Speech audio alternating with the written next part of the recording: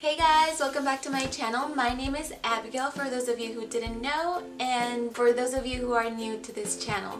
So today I'm going to be doing a very controversial video. I recently saw this video on Brittany and Baby's channel. She did this about 3 years ago, but I thought it was super interesting.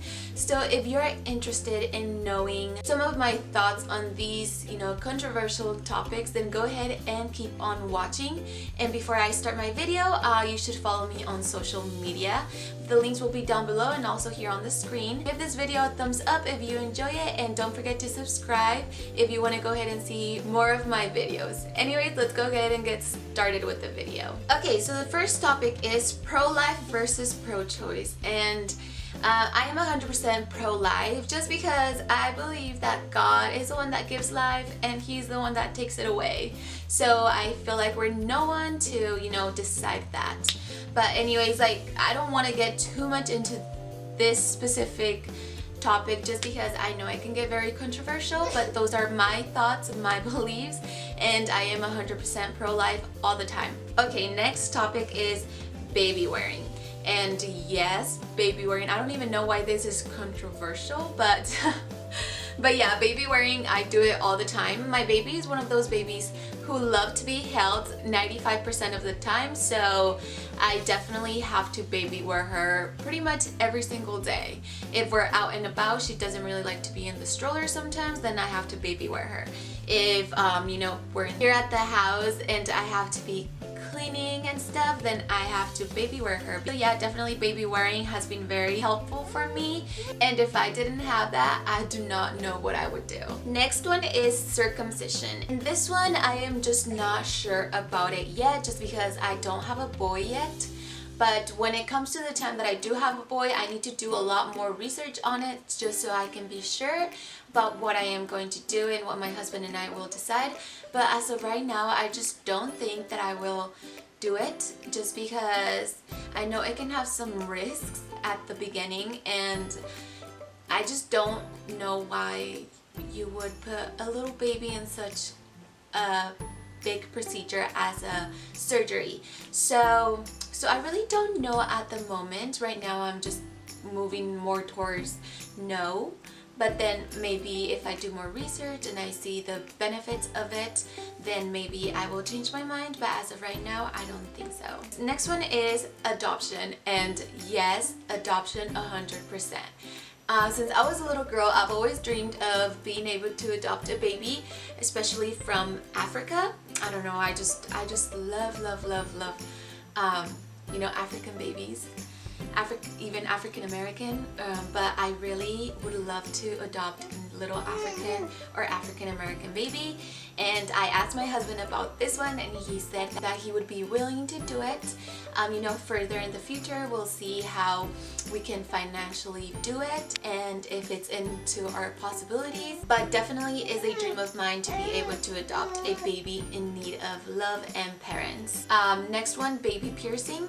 So my baby actually has her ears pierced since she is 2 months old, and I don't see why there's a problem with it. I got my ears pierced when I was very little as well, and I never really had a problem with it, and if I hadn't gotten them pierced, I would have liked to when I was old enough. So I honestly don't think that Amelie will have any problems with it in the future.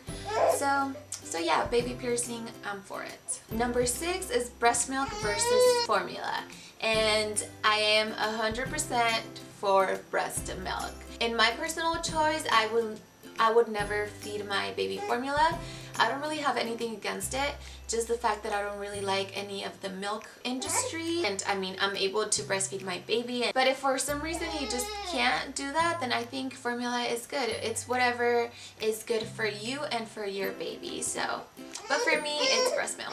Okay guys, and just like she usually does, Amelie is here once again to join us for the video. She just wants to be in front of the camera. Let's just go ahead and move on to the next one here. Are you talking? Okay, number 7 is spanking, and I guess I can say I'm not 100% against it, but I'm not 100% for it. That's how bringing it bed on her video, she would rather use like other methods before, you know, going to spanking, and I feel the same way about that. I feel like there's other methods. Are you talking to the camera? Other methods you can do before, you know, you decide to... Yeah, she's talking. Before you decide to spank your child.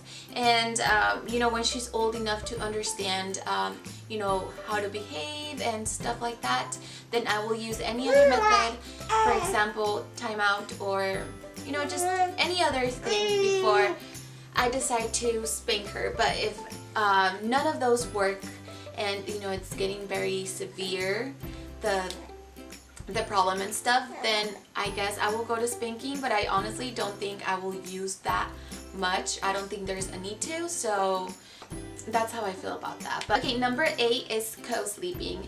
And yes, I'm 100% for co-sleeping. I know that some mothers think that it's dangerous because you might roll over your baby or maybe drop the baby from the bed or something like that, but that has never happened with us. She actually does not co-sleep anymore, but when she did, it was perfectly fine and we had no problem with it.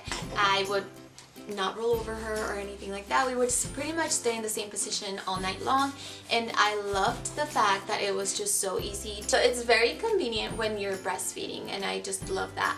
But after 3 months, she just did not want to co-sleep anymore, so I transferred her to her pack and play, which is right next to the bed, so it's not that hard to get up at night and just grab her to feed her.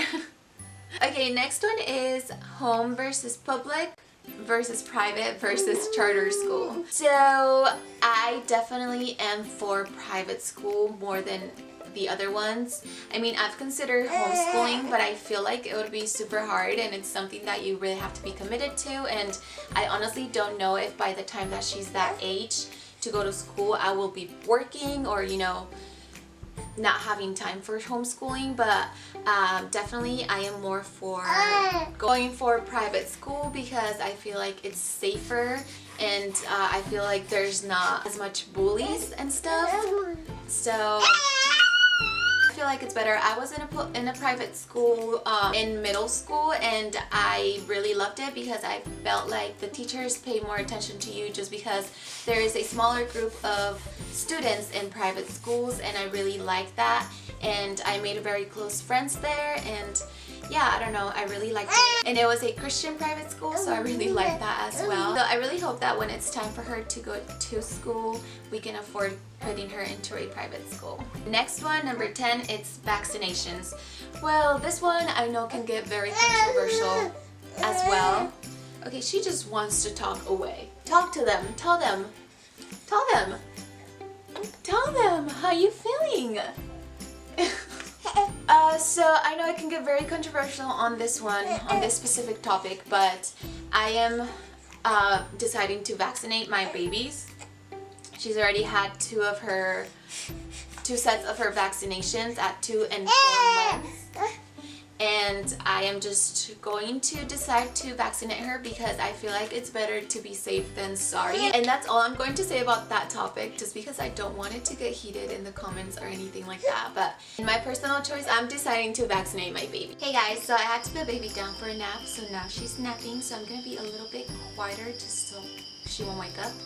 But we left off on number 11, which is medicating children, and I also think that there's other methods, other more like natural methods that you can use before you actually go to medication or to medicating your children.